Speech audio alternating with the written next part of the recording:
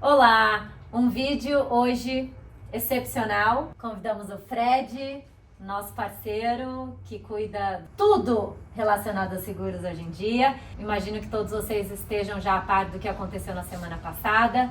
Tivemos a ameaça de furacão, sofremos com invasão da água, muitas pessoas perderam seus imóveis por conta de alagamento.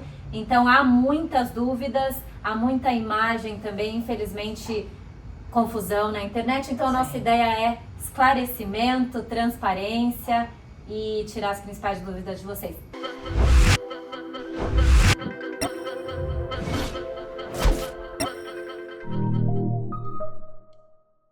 Conta pra gente o que está incluso no Homeowners Insurance, no seguro de casa aqui nos Estados Unidos.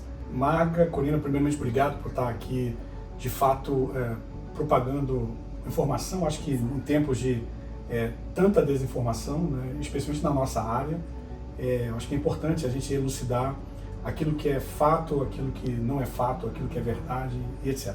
Eu costumo dizer que quando você busca comprar, seja o seguro que for, você está adquirindo como um cobertor. E aí você pode ter um cobertor P, você pode ter um cobertor M, você pode ter um cobertor G. Depende do tamanho que você precisa se cobrir, daquilo que você está idealizando para a tua cama, por exemplo, né? Que é o lugar onde você quer ter tranquilidade. Exato. Então o cobertor sugere tudo isso e sugere a questão da tranquilidade, né? Então, assim, o seguro de casa, não diferentemente dos demais, é um seguro que você pilota as coberturas que você quer ter, né? Então as pessoas não sabem que o liability é uma cobertura que você pode pilotar os valores de liability. Geralmente, de forma standard, você tem um liability de 100 mil dólares, por exemplo, né? E às vezes quando você puxa isso para 300 mil, que é uma boa e confortável cobertura, é um cobertor G, isso vai impactar 30, 50 dólares a mais no custo total da sua apólice. Impressionante. E você está colocando o triplo de cobertura Exato. num ponto que é importante. É aquela cobertura que você tem na sua casa para que, eventualmente, ao receber alguém ali, se alguma coisa acontece, alguém se machuca, derrapa na escada e etc., você está cobertado para proteger essa situação, essa pessoa, proteger o terceiro ali envolvido, né? Então, o liability é uma das coberturas que você pode pilotar. E aí, diante do que estamos vivendo aqui na região de Tampa, mais nesse northwest da Flórida, eu diria que tem uma cobertura que ela não vem incluída. Eu dei o exemplo de uma que vem, mas agora quero dar um exemplo de uma que não vem de forma standard, que é o Flood Insurance. É a cobertura de alagamento. Isso não está incluído de forma padrão, de forma standard, numa apólice de homeowners ou de seguro de casa. Se você mora numa área considerada área de alagamento ou está para comprar uma casa nessa região, você precisa estar atento a esse ponto, né? Um ponto muito importante e que chama a nossa atenção exatamente diante do quadro que estamos vivendo aqui agora. Existem diversas outras coberturas, mas é sempre bom tentar entender com o teu agent, ali, com o teu agente, o que você está contratando, o que você pode tirar, o que você pode colocar, o que faz sentido tirar, o que faz sentido você não tirar. Por isso a importância, a gente sempre fala, né, de estar realmente conectado a um profissional da área. Qual é o principal uso? Para que as pessoas mais acionam o seguro de casa? Uma ou duas principais aqui na Flórida. E Marga, dá um exemplo de como você já acionou o seu seguro e o que aconteceu com o seu seguro. Eu posso falar também o que já aconteceu comigo. Acho que trazendo para a realidade seja uma maneira interessante também das pessoas se relacionarem, ficar mais fácil de entender. O furacão é uma das alavancas de abertura de claim. Tá. Mas a outra são as coisas do dia a dia que acontecem na nossa casa. É um vazamento de uma máquina de lavar, é o estouro de um encanamento, é o problema do dia a dia que você está sujeito a ter diante de uma construção mal feita, ou diante de um problema, diante da instalação de algo, ou que não funciona bem, ou que te gerou algum tipo de dano. Então, essas são as maiores ocorrências de abertura de claim. Eu só queria aproveitar para fazer um comentário muito importante que talvez vá valer toda essa nossa conversa aqui. Especialmente nas aberturas de claim, relativos a danos causados por problemas do cano que estourou, ou de qualquer questão do dia a dia, ele sempre avaliar se vale a pena ele abrir o claim ou ele pagar do próprio bolso. A minha segunda casa, eu comprei em 2006 e ela era de 1993. O ar-condicionado vazou, a válvula que dá um shut-off no sistema não estava funcionando.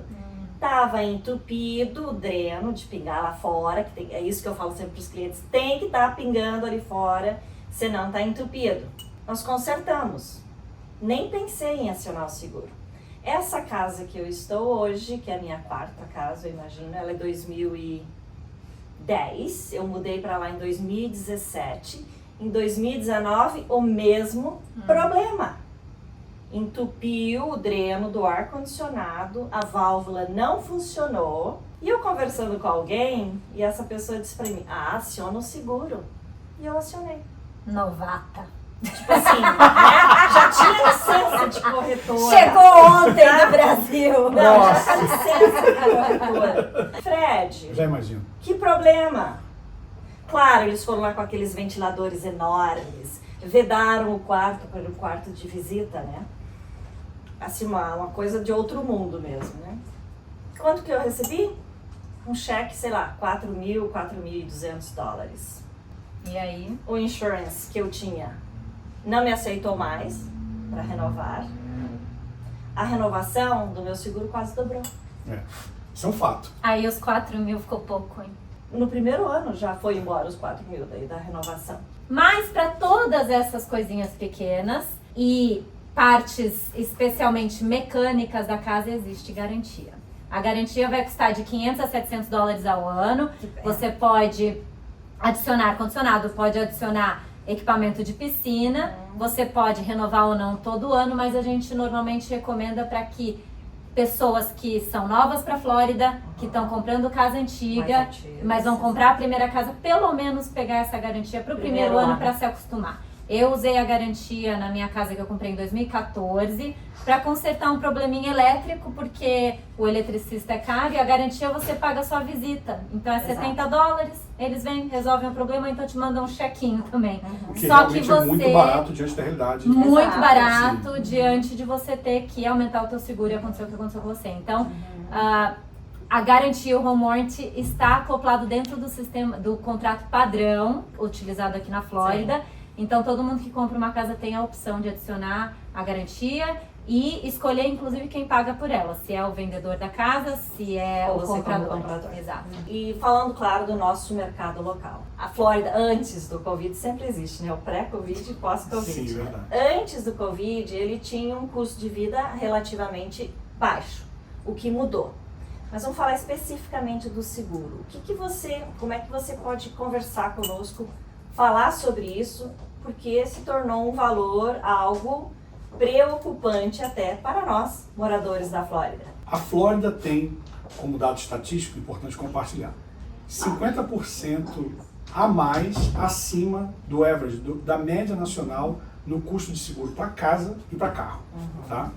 E aí existem 3 fatores que respondem o porquê disso. Primeiro, e é lamentável, são as fraudes. A Flórida é um terreno ainda muito suscetível a muita fraude à indústria de seguro. Há uma importância em dizer que fraudar seguro também é crime.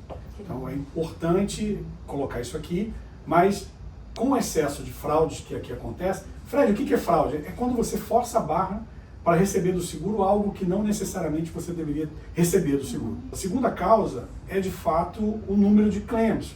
Existem muitos claims abertos, especialmente depois desse movimento pós-Covid, onde nós vimos a população crescer assustadoramente aqui. Né? Pessoas que vieram de outros estados, muitas novas construções, muitos novos carros circulando na Flórida. O trânsito de Tampa já não é mais o trânsito de 7, 8 anos atrás. Essa pujança da Flórida nos últimos tempos tem trazido essas consequências para todos nós. Growing pains. Então, exatamente. Então, número maior de claims, ou seja, de sinistros abertos. A terceira coisa, que é importantíssima e que tem muito a ver com a nossa conversa aqui, dado a época em que estamos aqui agora, os hurricanes, os furacões. Né?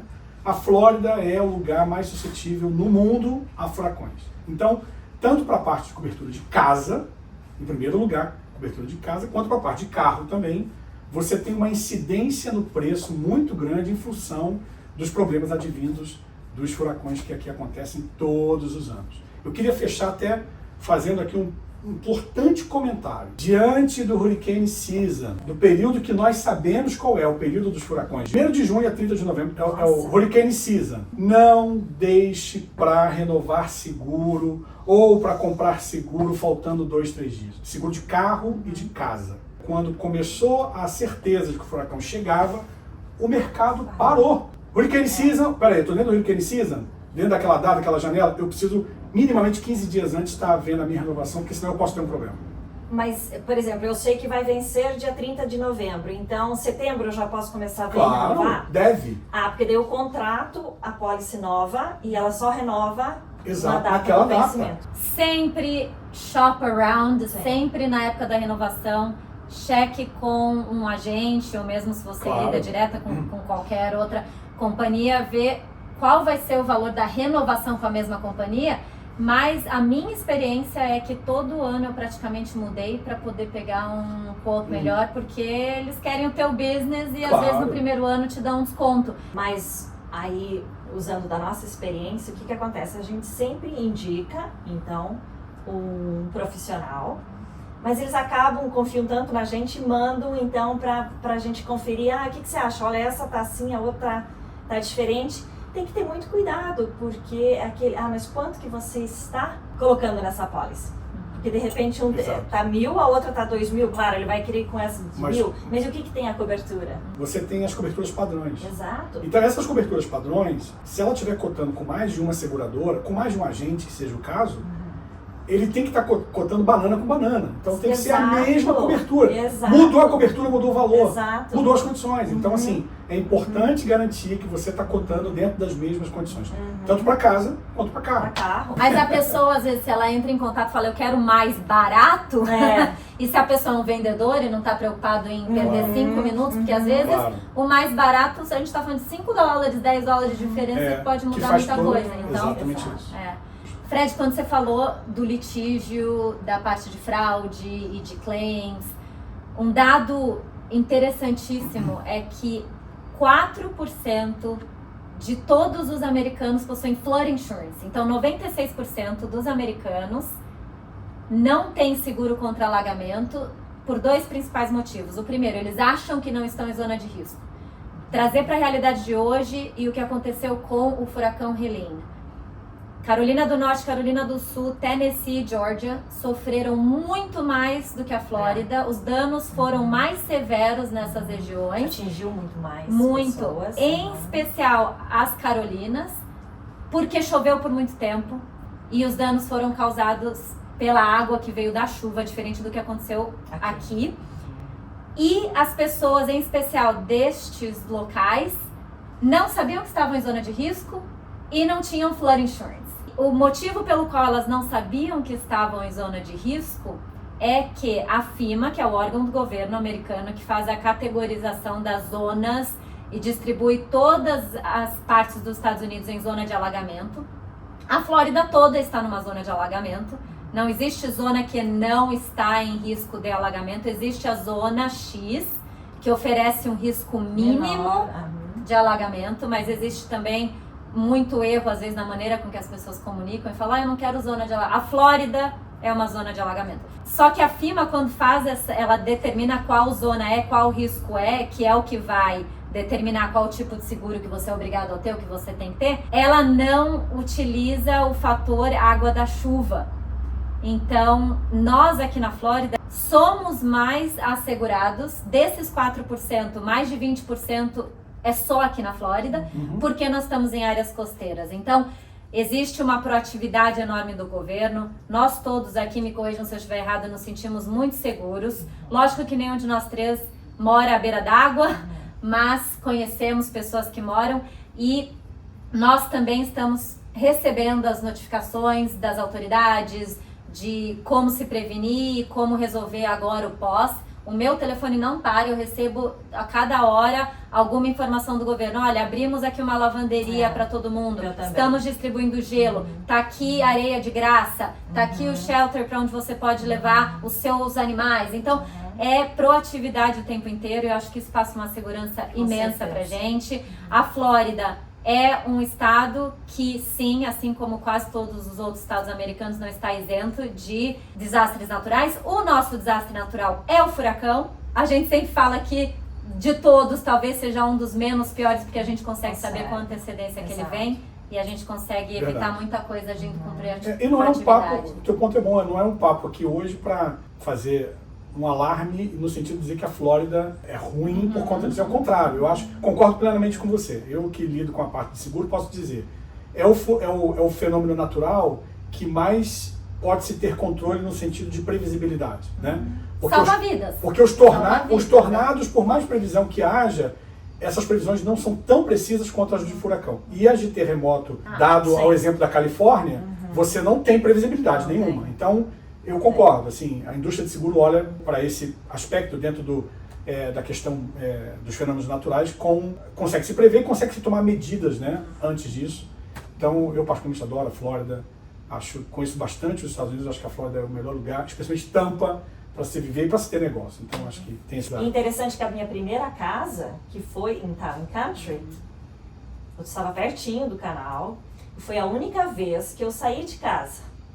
Porque eu morava numa zona de perigo, risco alto, e o governo falou assim, Mrs. Walter, você tem que sair da sua casa. E nós saímos, foi a única vez. Claro, não aconteceu nada, tanto que a gente sabe que esse foi um dos piores dos últimos 100 anos. Pessoas que moram lá, que eu fiquei acompanhando, a água assim até no joelho, então teria alagado a minha casa.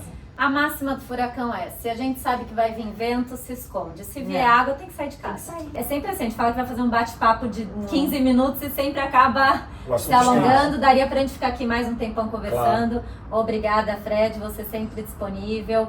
Precisamos fazer mais vídeos sobre seguros. Claro. Deixem seus comentários. E aqui na descrição, alguns links importantes de como ajudar, como ser ajudado, e do FEMA, que é um órgão que fala muito sobre as zonas e enfim.